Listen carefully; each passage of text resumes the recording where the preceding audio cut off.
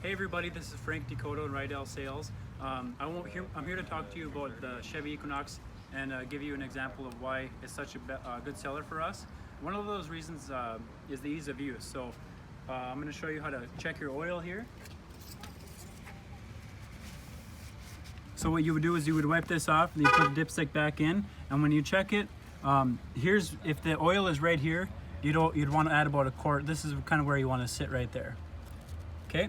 Second thing I want to show you is if you are ever stranded on the road, or you come out to work in the morning and your vehicle's not starting, might be your battery.